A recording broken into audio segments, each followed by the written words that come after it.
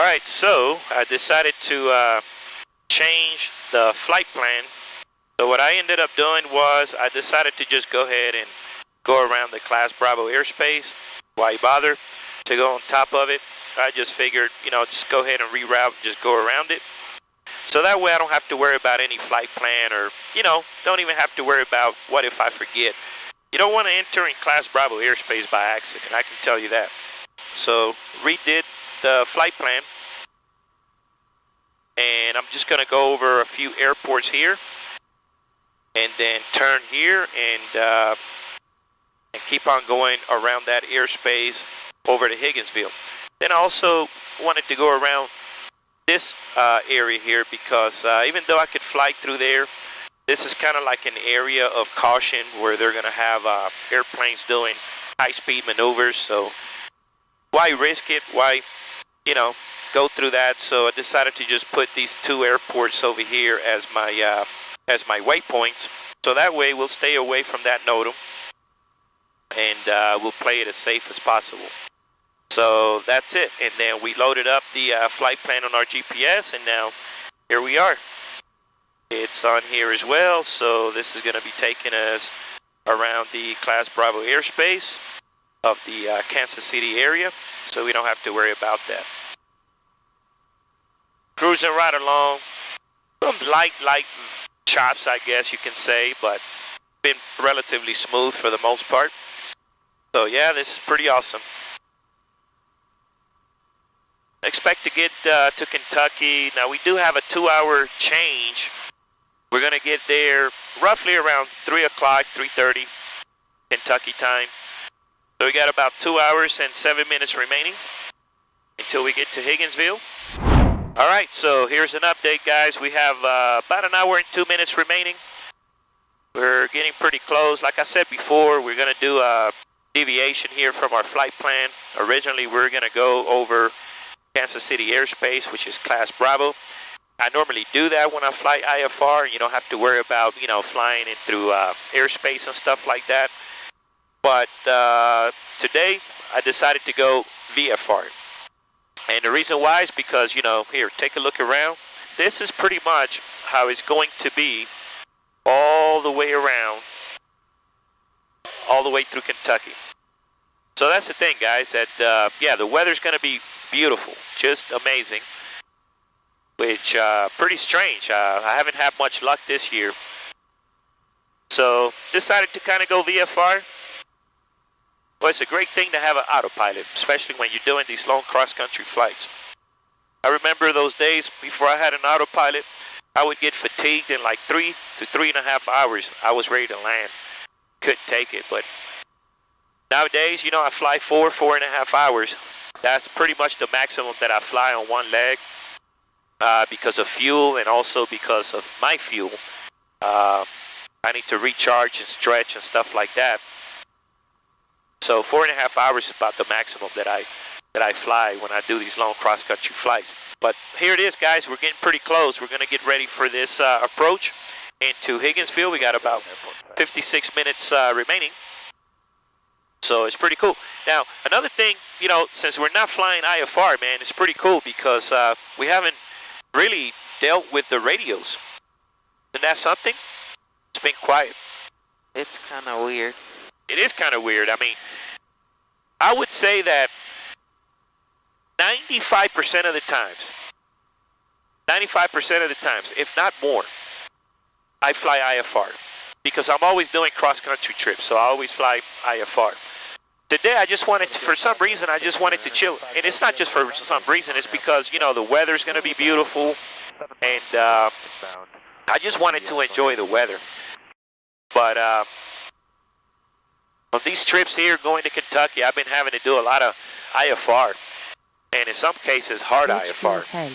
So yeah, I'm kind of shocked and surprised. I'm telling you, this is kind of like one of my favorite times of year. I don't know which one is my favorite time of year because I kind of like them all, but I would have to say that fall and spring are my favorite times of year, followed by, man, it's hard for me to decide between summer and winter because summers can be hot, but winters can be cold and miserable.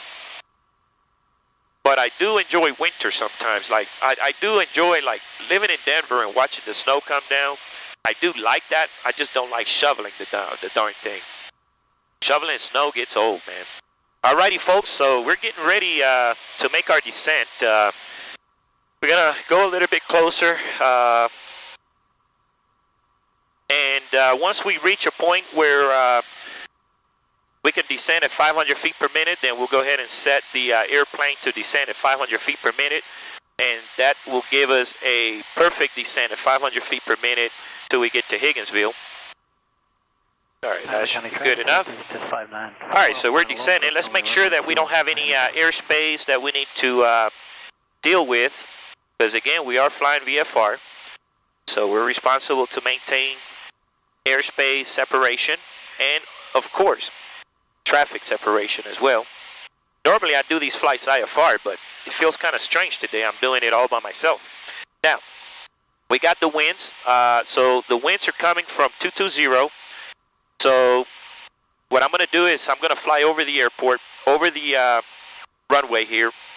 Then we're going to set up for a left traffic for 16. We've already looked at that information. So if you look here, the information for Higginsville, if you look at the runway, it's going to say left traffic. 1,900 feet, it's going to be our pattern altitude, and the elevation is 840.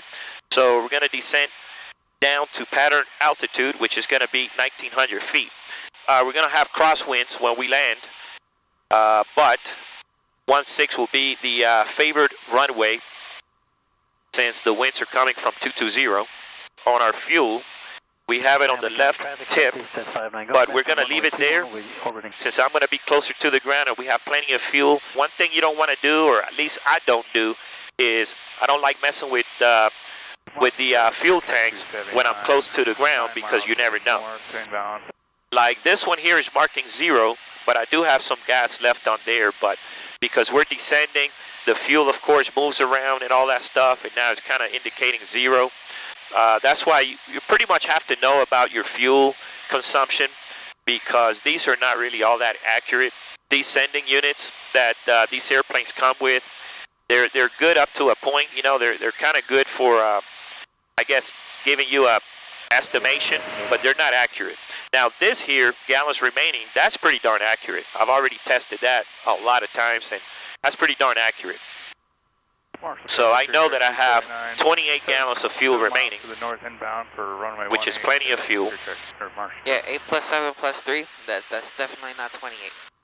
Yep, so yeah, point exactly. So see, that'll be 10, and that'll be 18, but we have 10 gallons unaccounted for that are missing. Some of that, it's on this one. Now, let's go ahead and do our descent checklist. We're going to go ahead, we're at 5,000 feet. We won't worry about enriching the mixture yet. We got carb heat as required. We got the fuel tank. It's on the proper tank. Like we said, we're going to leave it on the tip. That barometer is going to be 3010. So let's set that to 3010. So our descent checklist is complete. I'm going to go ahead and start turning on my landing light. Might as well as do that now. All right, we've got ETA 441. So we're going to start making our calls here. And we're approaching from the west. We're going to overfly and do a left traffic pattern for 16. Higginsville traffic, Cessna 820 Tango. We are There's a Cessna. East of the airport, landing Higginsville. Okay, we see him. We see the traffic. So he's approaching head on, so we got to kind of be on the lookout for him. Here's something we got to worry about here. We got traffic coming inbound pretty much head on from the opposite direction. He's going westbound, we're going eastbound. So we got to keep a close eye on him. So yeah, this is going to be pretty interesting here. We're almost at pattern altitude. We're at 2,900. So see, here's where it gets pretty busy, because there's a lot of things going on at the same time. Higginsville traffic, Cherokee 6 now 3 miles to the west. Setting up for a left traffic for 16 Higginsville. And Higginsville traffic 8200 Tango. We're 4 miles out. You're going to beat us there, so we'll just follow you on in. Okay, roger that. I was going to extend, but yeah, that'll work for me. We'll go ahead and continue. Altitude. All right, we're approaching altitude. He was very generous. He's going to let us go first. But we still have to be on the lookout for him, so be on the lookout, son. We're at the same altitude now, and we will be because he's going to pattern altitude as well. Higginsville traffic, Cherokee now flying overflying the airport, setting up for a left base for 16 Higginsville. Higginsville traffic, downwind, Cherokee 6 on the downwind for 16, will be a full stop, Higginsville. And Higginsville traffic, Cessna 800 Tango. We have the Cherokee 6 in front of us, and we'll be entering that left downwind for 16 Higginsville. Hey, Higginsville traffic, Cherokee 6 now turning left base for 16, full stop, Higginsville. 500. All right, we got our notches set. Let's go ahead and turn our fuel pump on. Okay, and landing checklist is complete. Got our lights on. Everything's good to go. Higginsville traffic, Cherokee 6 now turning final 16, Higginsville full stop. All right, we do have crosswinds as expected. Had wind shear there.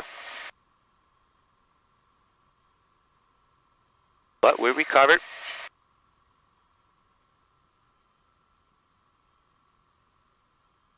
Boy, that was tricky. It's tricky to land up plane, to land up plane. It was tricky. Cessna 800 Tango, left base for 16 Higginsville. And Higginsville traffic, Cherokee 6 will be clearing the runway. Be advised, wind shear on final. Yeah, it's that, when the wind's this direction, it's that row of trees. I wish they'd cut them damn trees down over there on the west side of the runway. That was a lot of crosswind with wind shear. That was one of the trickiest landings I've had. All right, guys, welcome to Higginsville. Higginsville traffic, Cherokee 6 is now clear of the active, Higginsville. All right, guys, so welcome to Higginsville. We're going to pull up here on the fuel pump and fill up the tanks and continue on to Kentucky.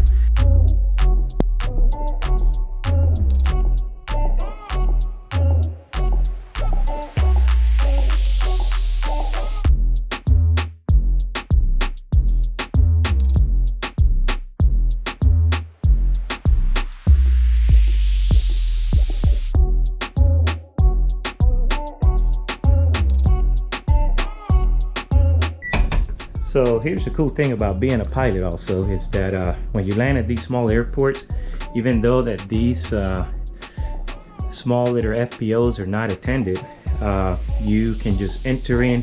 Pilots know what code to put in the doors so they can come in, but also they do have courtesy vehicles as well that you can take and go have lunch or something like that. And yeah, it's pretty cozy. Restrooms and all that good stuff. A lot of people don't know that these kind of services are actually there for private pilots, and you have over 5,000 airports nationwide, so you have a lot of airports at your disposal.